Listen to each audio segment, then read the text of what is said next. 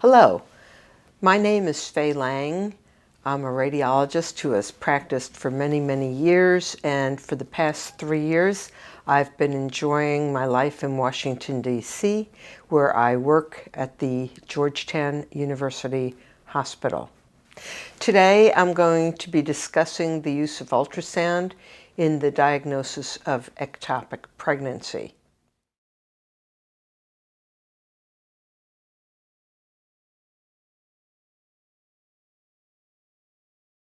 I don't know how many of you have ever had the opportunity to visit the United States, and in particular our capital, Washington, D.C. But if you do plan a trip, I would suggest you try to come in the spring when we have our very famous cherry blossoms in bloom, and just showing you some of our highlights to visit. Our memorials: this is the Jefferson Memorial, this is the Lincoln Memorial, this is the Washington Monument, and this is our capital. So I hope you'll someday be able to see these as I do. It's a lovely city, and I extend an invitation to visit it. Today we're going to talk about the use of ultrasound in the evaluation of patients suspected of having ectopic pregnancy. The primary role remains to make the diagnosis, but other roles are expanding, and these include to screen women who are at risk, to be involved with therapies, to determine appropriate therapy, to guide therapy, whether it is with methotrexate or potassium chloride, to monitor women who have received therapy, and then to evaluate a group of women who are clinically stable and who perhaps will handle their ectopic on their own. If it no longer is alive, it may be resorbed, and we can monitor those women as well. So there are many things to consider. So when we think about the possibility of an ectopic pregnancy, I think there is sort of a three-pronged approach. One, it would be nice to know what is the pregnancy test level, the BhCG level, and then how to look, where to look, and how to look for an ectopic pregnancy. So beginning with the idea of knowing a pregnancy test, what is its level, the reason we do that is if the test is negative, for the purposes of our discussion here, the patient is not pregnant. If the test is positive, then we have to consider three possibilities. She could have an early intrauterine pregnancy, normal or abnormal, and the other possibility is an ectopic pregnancy. So when we look at what is the pregnancy test level, we might think of it in terms of a discriminatory number. Some people think of it in terms of a threshold number. Now, until recently, the discriminatory number that was touted as important is 2,000 milli-international units per ml. As I'll discuss in a minute, we don't believe that this number is an effective one to use anymore, but just to mention what the difference is between discriminatory versus threshold. Threshold number is the lowest number at which a certain finding may be present, in this case a gestational sac. A discriminatory number, as the word suggests, discriminates.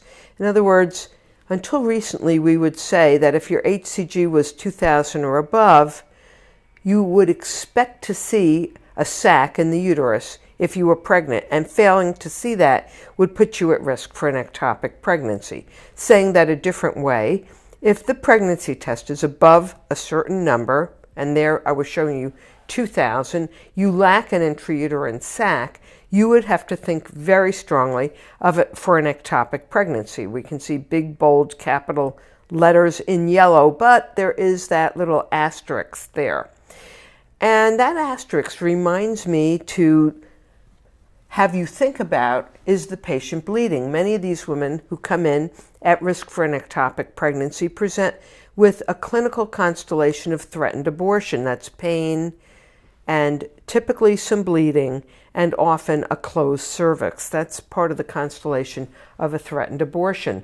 So if they are bleeding, the patient may have miscarried.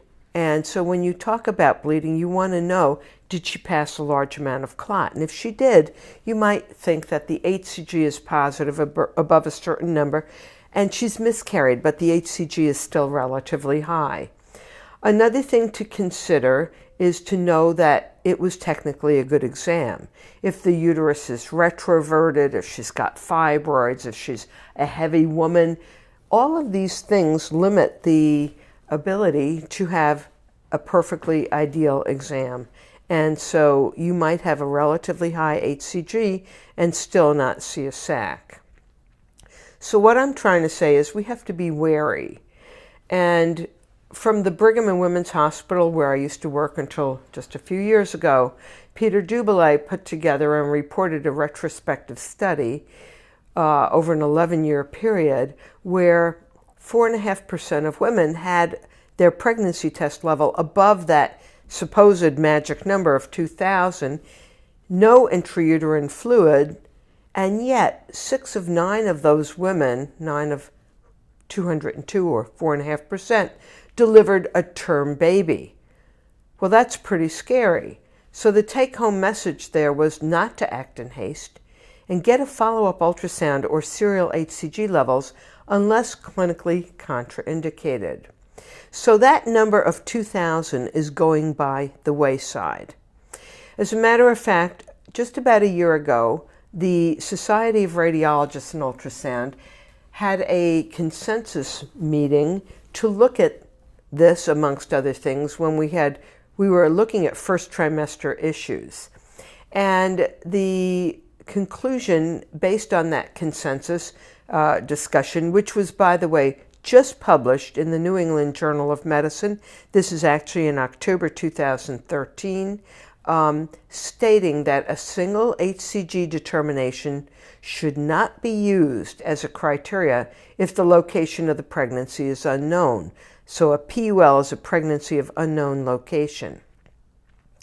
And that if you have an HCG above that 2,000 level, let's say between 2,000 and 3,000, although a normal intrauterine pregnancy is unlikely, perhaps 2%, most likely those people will have an ectopic versus an abnormal IUP, but we have not completely excluded an intrauterine pregnancy.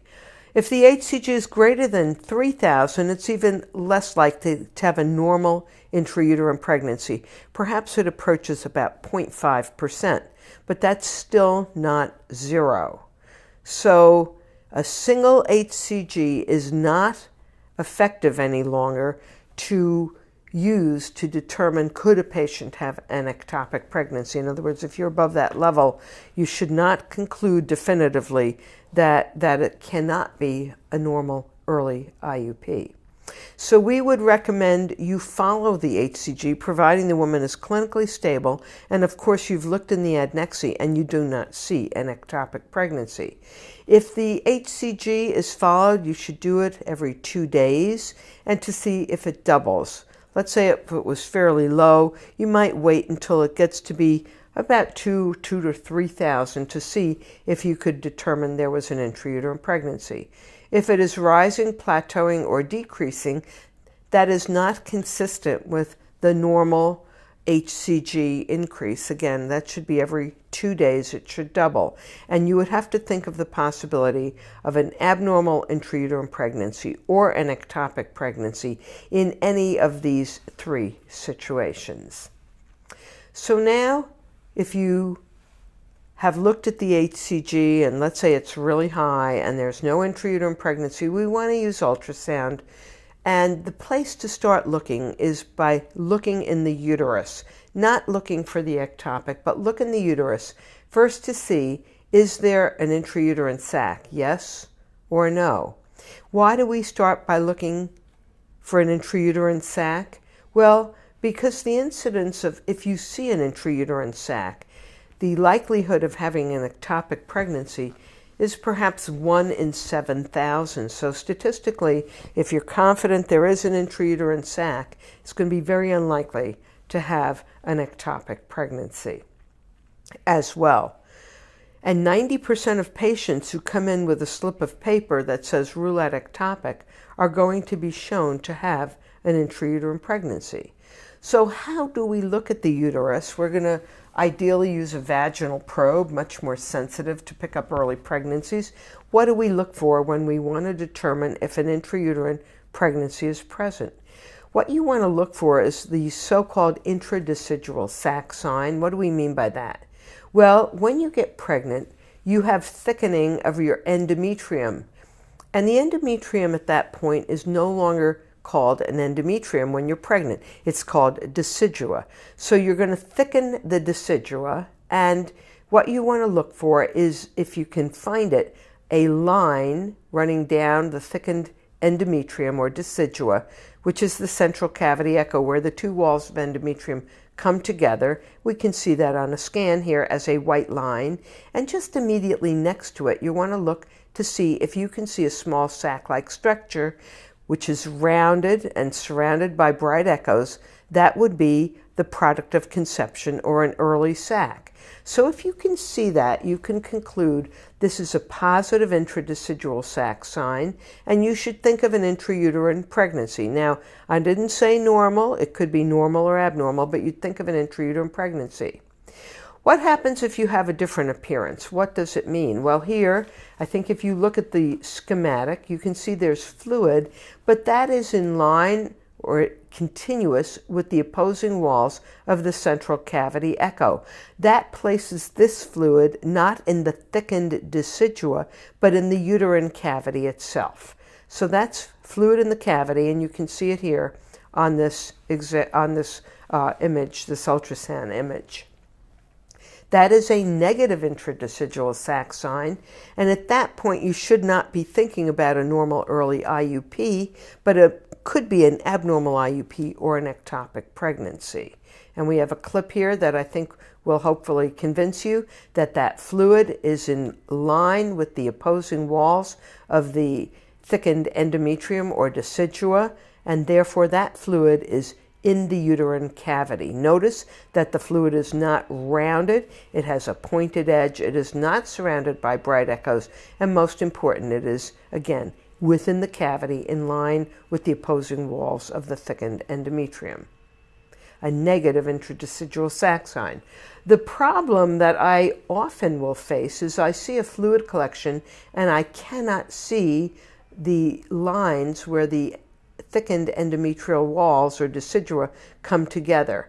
And when I see that, it's difficult, and I would call that an indeterminate intradecidual sac sign. Now, most of those, especially when they're rounded like this and are surrounded by bright echoes of the choriodecidual reaction, will turn out to be an intrauterine pregnancy, but it could be a little more tricky in this situation. And at that point, when I call it indeterminate, although I realize most of these will be an intrauterine pregnancy, there will be a few that can mimic this finding with an ectopic. And here's a larger collection, again, where I cannot see the opposing lines of the central cavity echo, and I will conclude that's indeterminate.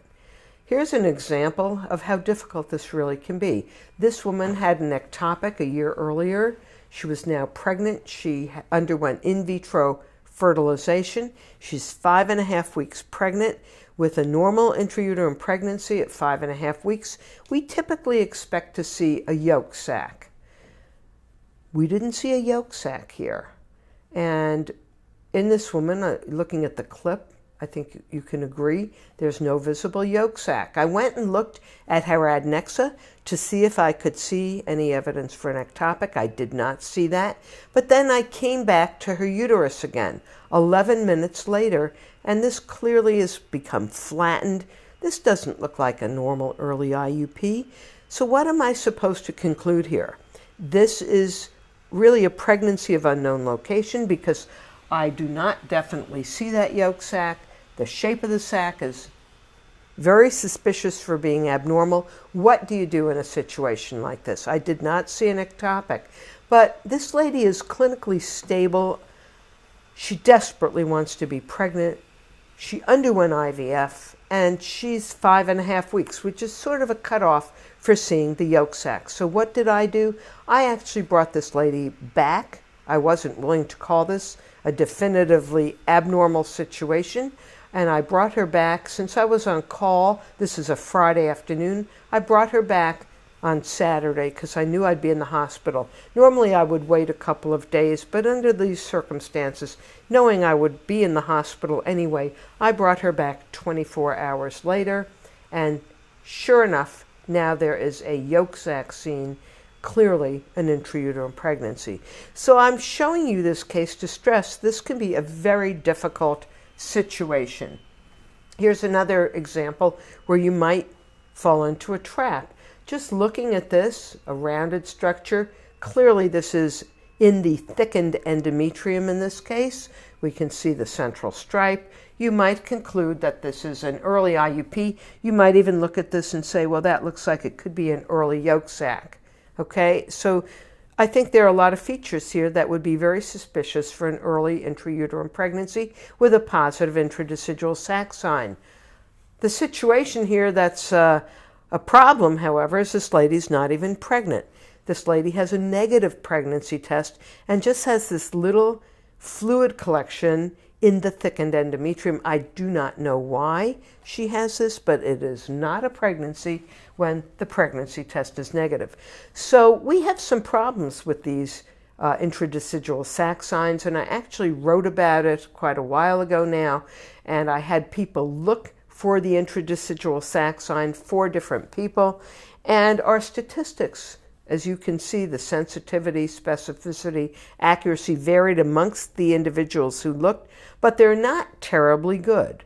And this led me to conclude that this finding is not particularly sensitive or specific to diagnose an early intrauterine pregnancy. And when you see a small fluid collection without an embryo or yolk sac within the uterus, ideally you want to get a follow-up ultrasound unless clinically contraindicated. I mean, if there's a large hemoperitoneum or you see an ectopic, that will change what you do here. But it is very similar to what we just discussed with the BhCG level, about how an BhCG level, single one, especially if it's in the range of 2 to 3,000, can be very problematic. And ideally, you do not want to depend upon either a single BhCG determination or a single ultrasound examination unless you see that yolk sac, because you can get faked out and it can be very problematic. So follow-up scans are very, very good things to do, or follow-up BhCGs. And a 2-day interval, I think, is a good way to look at these people again. Now, let's say you have a really high BhCG. The woman has not been bleeding. She does not have anything in the uterus. You did a follow-up BhCG and it has not doubled. We are getting very suspicious here that she could have an ectopic pregnancy. Well, how do you go about finding it? Where do you look? Well, we can see that well over 95% of ectopics live in the fallopian tube.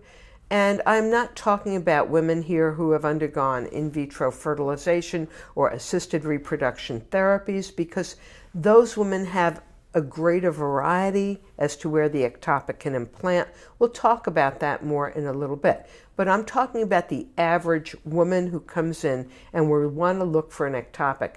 The tube is the place to go, and actually the ampullary portion of the tube right here toward the end of the tube by the fimbriated end is the place to look. So as we are looking in the tube, I will stress that the tube bears a fixed anatomic relationship to the ovary.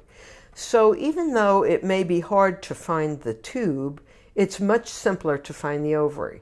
So what I do when I want to look for an ectopic is I seek out the ovary. And once I find that ovary, I look carefully in the vicinity of the ovary to see if I can find an ectopic pregnancy. Well, what am I going to look for? I have a variety of things I can look for. I can look for a living embryo. If I see that, I would call that my strictest criteria.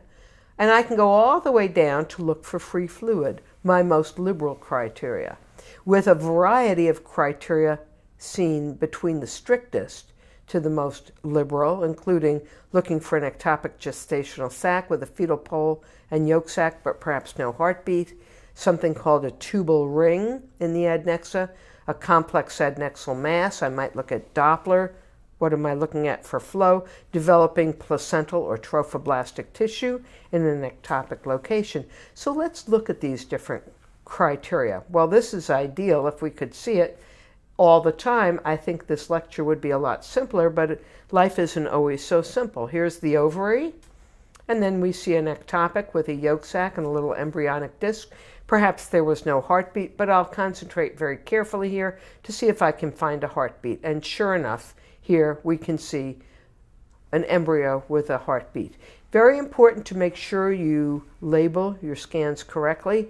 Failure to label, when you do a scan like this, it's very blown up. I'm very concentrated on a large image. Hard to see the relationship of exactly where I am. I mean, this could even be in the uterus. So I urge you to make sure you label your scans appropriately. This is in the right adnexa, a living ectopic pregnancy. Now, in a scan like this, I see the ovary, I see something right at the edge of the ovary. Is that an ectopic? Well, it could be, but could it be a corpus luteal cyst or corpus luteum that every ectopic pregnancy has? Well, work hard when you see something like this. What do I mean by work hard? Well, if you can, increase your megahertz, go to a higher frequency, better resolution, make your image larger, make sure you focus at the appropriate level with your focal zone. And in this case, doing this, I can now see a yolk sac. Once I see a yolk sac, I am definite that this is an ectopic. And as I said, most ectopics live in the tube, so in all likelihood, this will be in the tube. But I will show you in just a minute how I can confirm when I see something like this that it's in the tube, as opposed to, let's say, the rare case of an ovarian ectopic. We will get back to that. Here again, I'm looking and I see a round structure, and if I looked at it in all from different planes and different obliquities, I would confirm that this is round, spherical, surrounded by bright echoes. And I don't really see the ovary here, but what I see is this structure which would be consistent with a tubal ring. What we mean here is it's an early sac surrounded by developing trophoblastic or placental tissue, which is echogenic, and that's called the tubal ring. But in this case, I don't see a tube per se. I don't even see the ovary, but look very carefully for this white echogenic material, which is consistent with blood clot. And very often when you have an ectopic, especially if there's leaking from the tube, or even a rupture of the tube, you will get blood clot, often around the sac itself. And that is known as, this would be a hemoperitoneum with clot surrounding a tubal ring. Clot can be very difficult to see, and a lot of people don't really look hard for it. They just may assume you're dealing with bowel. But here is another example of an ectopic tubal ring surrounded by a large blood clot. Look for the blood clot. It is really your friend, and it helps you to find ectopic pregnancies. So getting back to the case where we see what looks like a sac, and it's right next to the ovary. Let's say I couldn't find a yolk sac in here, and I wanted to know, is this a corpus luteum at the edge of the ovary, or is this an ectopic in the tube next to the ovary? What can I do?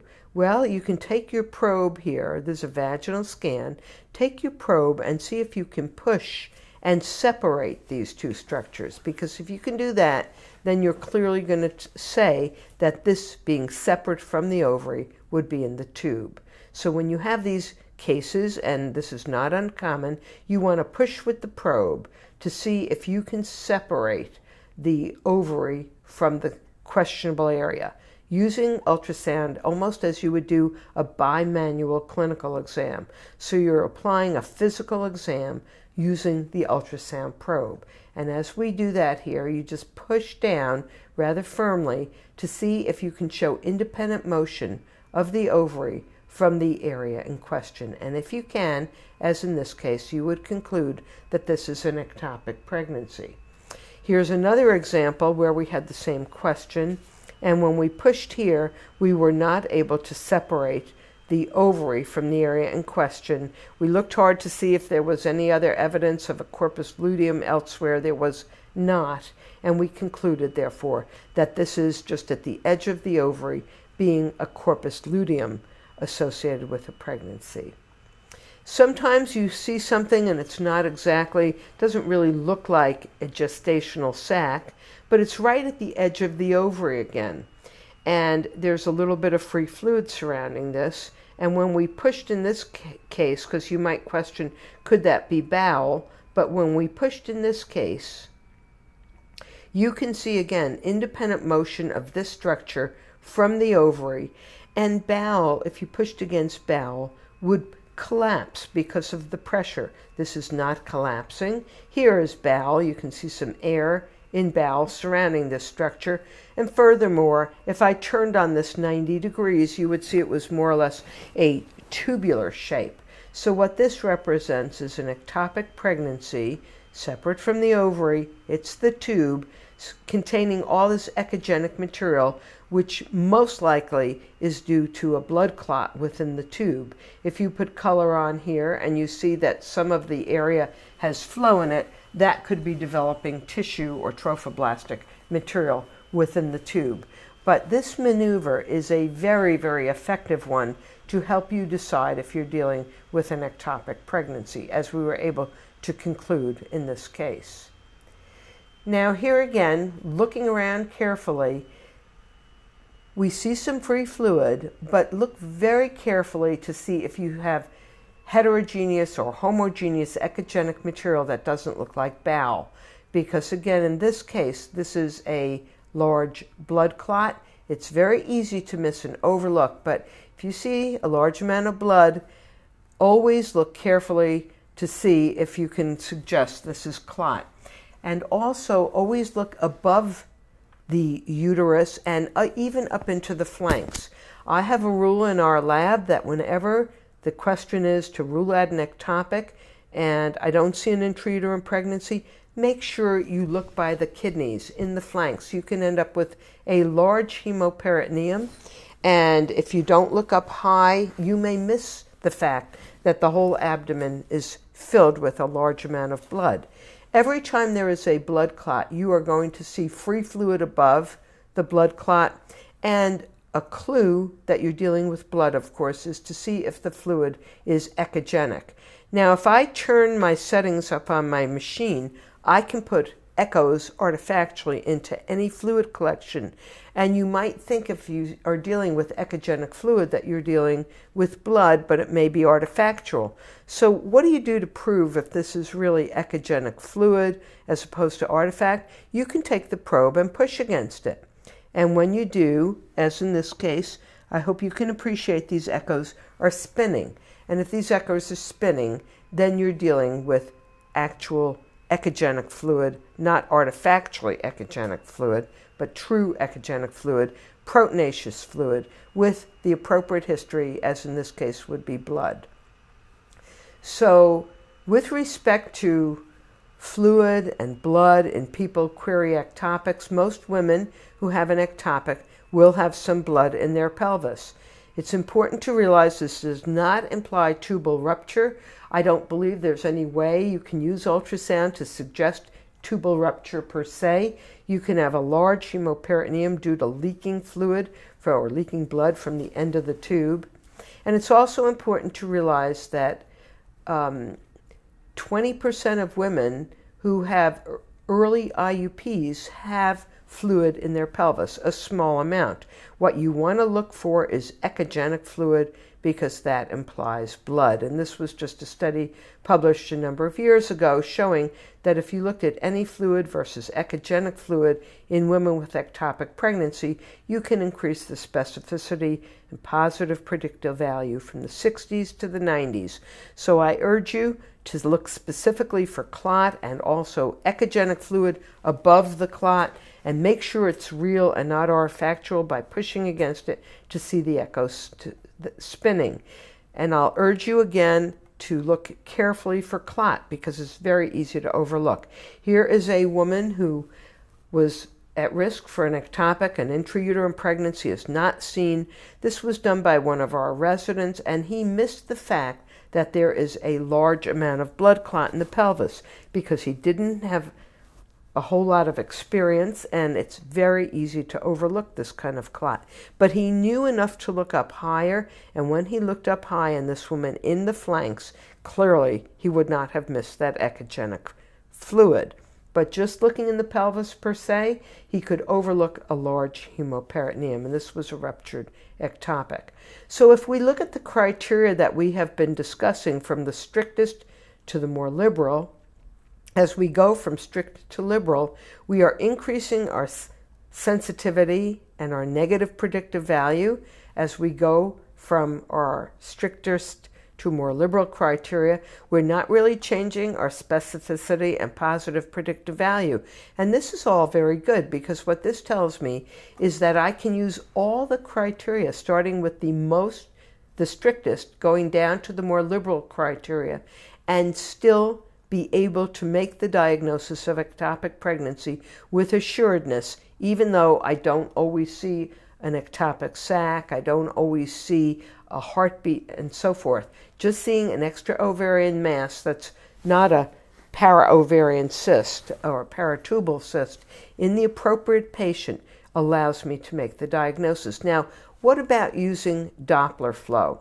The idea and the rationale is to look for flow in developing trophoblastic or ectopic tissue, developing placental tissue outside the ovary.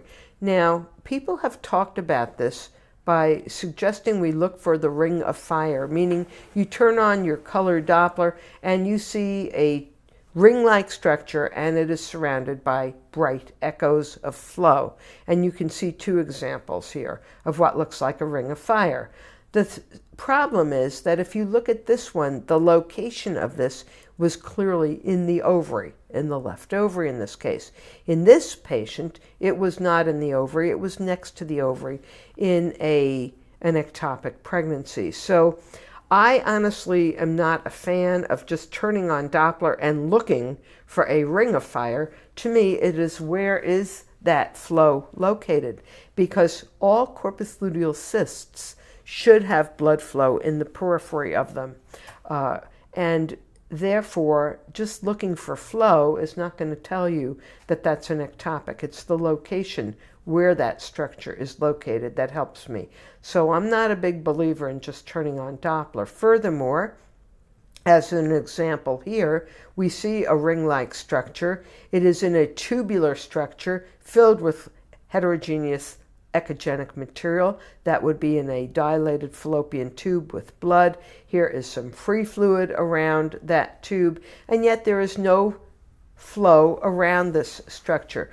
Does that make me conclude this is not an ectopic pregnancy? Clearly, this is an ectopic pregnancy, but it may not be alive, and therefore I may not be seeing flow within the wall of the ectopic pregnancy. So it may not be developing trophoblastic tissue, but clearly there is an ectopic in this case. So lack of flow does not exclude an ectopic. Some people suggest that we look in the uterus at the flow patterns. Sometimes there are small amounts of fluid, so-called pseudo-gestational sacs associated with an ectopic pregnancy. Perhaps 10 or 15% of the time when there's an ectopic, there may be a little flow, as we've already mentioned, in the uterine cavity. Well, if you put flow in that uterus and you see flow around that fluid collection, you might suggest that this is a patient who has an early intrauterine pregnancy, normal or abnormal, with developing tissue around it, and lack of flow around that fluid collection would suggest that this would be a pseudosac with an ectopic pregnancy. So that might be something to consider. Lack of flow, as in this case, this was an ectopic with fluid in the uterine cavity. But the problem here is that absent flow might occur with an abnormal intrauterine pregnancy. So the lack of flow doesn't exclude that, and you might have a pregnancy in the uterus with lack of flow.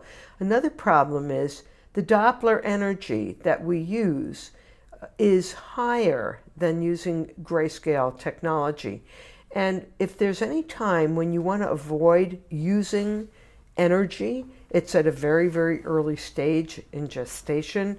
And unless you have a good reason to turn color and Doppler and power Doppler on, I would suggest you consider omitting it altogether. And in our lab, our suggestion is, in the first trimester, not to use Doppler to evaluate for whether or not there is a sac present. Now, we've talked about pregnancies in the typical location, the ampullary portion of the tube, and that's what most women have. But I think we need to consider some other locations: the isthmic, ovarian pregnancy, the interstitial, cervical, and even abdominal pregnancies. And these unusual pregnancies go up in patients who have had assisted reproduction technology, the IVF patients and other forms of assisted reproduction to get pregnant. Ovarian and abdominal pregnancies go up from about 0.15 to maybe almost 5%. Interstitial pregnancies that occur in the portion of the tube that's traversing the upper myometrium go up from maybe 2% to about 7%. Cervical ectopics, clearly under 1%, go up tenfold to perhaps 1.5%. And heterotopics, that's a concurrent intra and extrauterine pregnancy, we said 1 in 7,000. In the typical patient who gets is pregnant is basically 1 in 7,000, so that's 0%, goes up to 3%. So in a woman who is undergoing assisted reproduction therapy, we have to look harder and further afield. So let's now look at some of these pregnancies. The interstitial, or some people call this cornual ectopic, is one that occurs in the portion of the tube that is traversing the upper myometrium, so that pregnancy is not developing in the endometrial, in the central portion of the endometrium. And this kind of pregnancy is a real problem because it is surrounded by a certain amount of muscular tissue. Therefore, it can grow larger than a typical tubal pregnancy. And there is a branch of the uterine artery that traverses this portion of the myometrium. It comes in with the tube.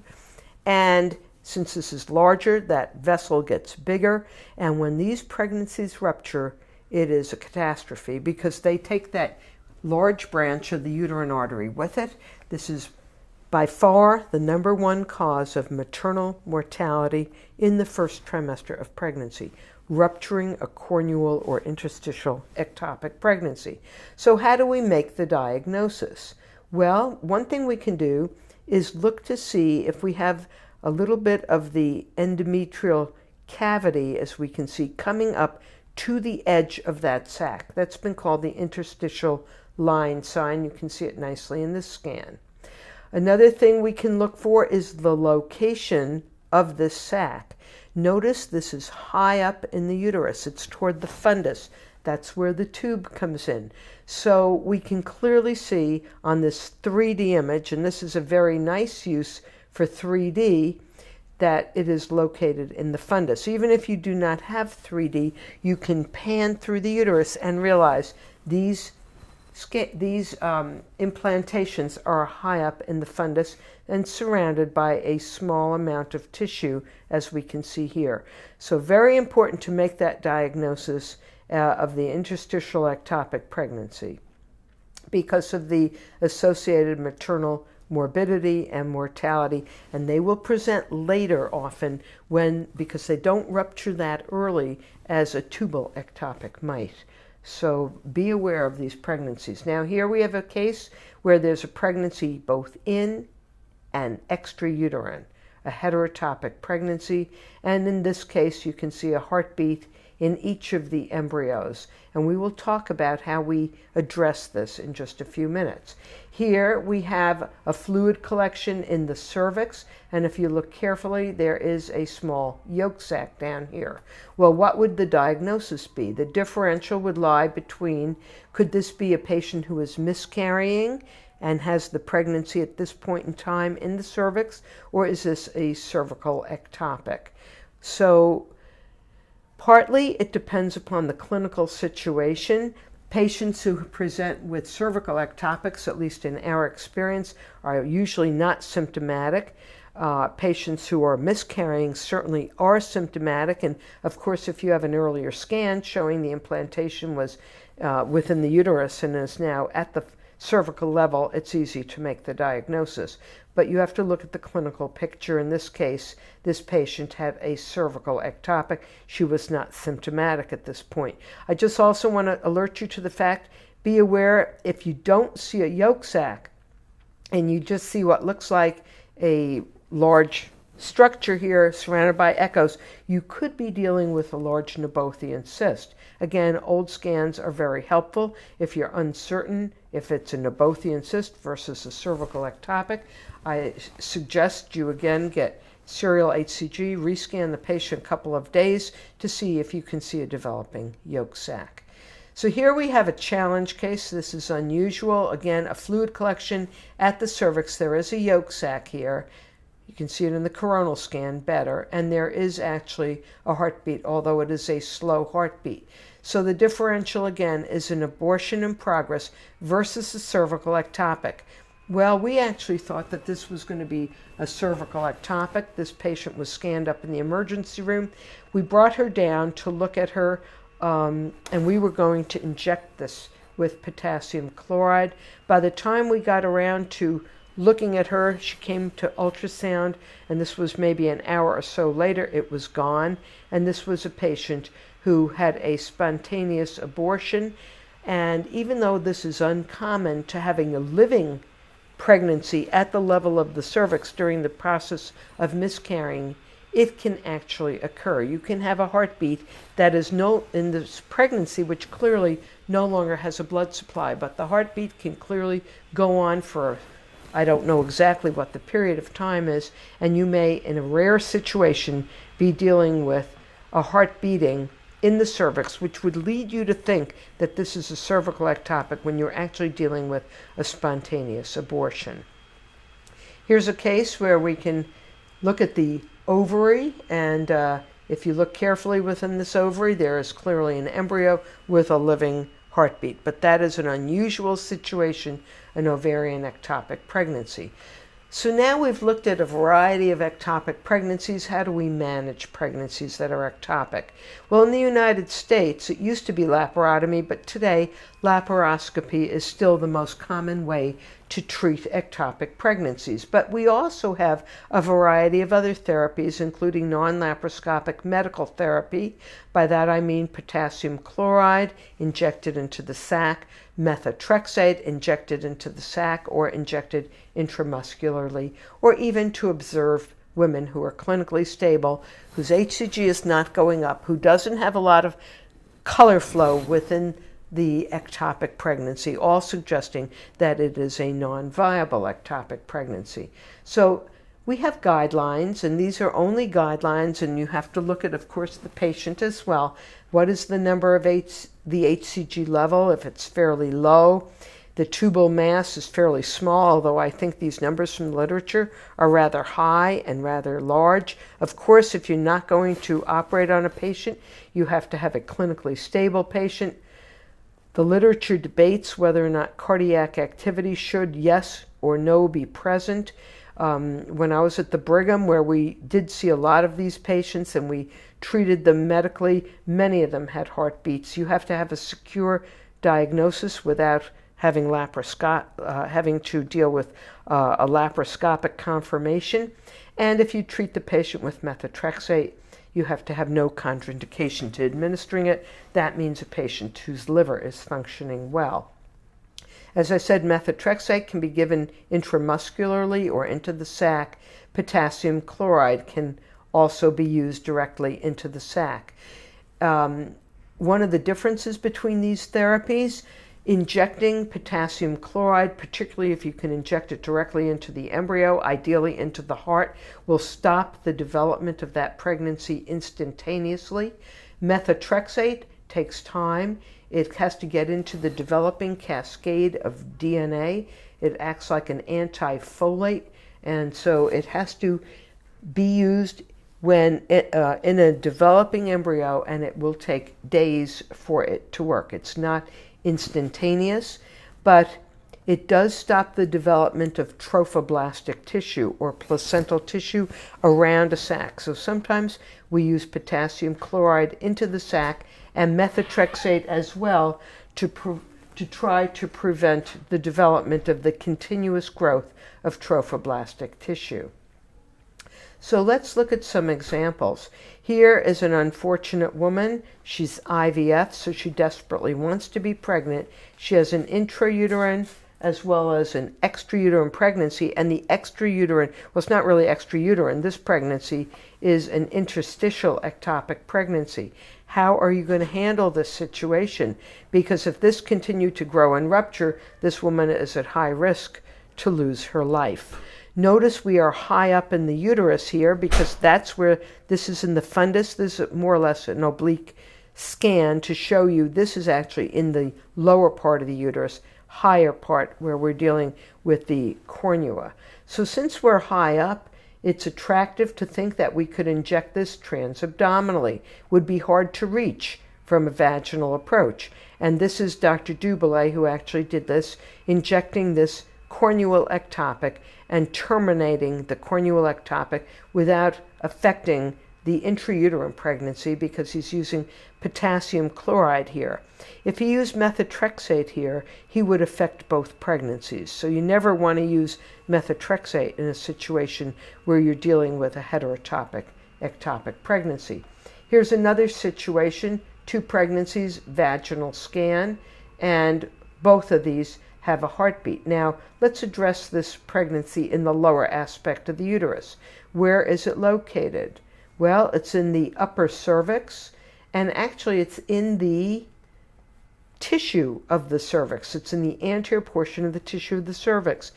If you ask the patient's history, I'm sure many of you are already suspicious, the location of this would suggest it's in a cesarean section scar. So how do you handle this? She's got a pregnancy in a C-section scar, and she's got an intrauterine pregnancy, both of which are alive. So what was done in this case was using the vaginal probe, since it's right in front of where the vaginal probe is located, Mary Frates actually injected this pregnancy with potassium chloride, and you can see the administration here of the potassium chloride into this sac that's located in a C-section scar, and the pregnancy was terminated as a result of that procedure, whereas the pregnancy in the uterus here continues to have a heartbeat and continued to grow. Looking at the lower uterine segment, that pregnancy slowly resorbed, and this resulted in a very, very good outcome where the intrauterine pregnancy was delivered. Not only that, this woman experienced a subsequent pregnancy as well.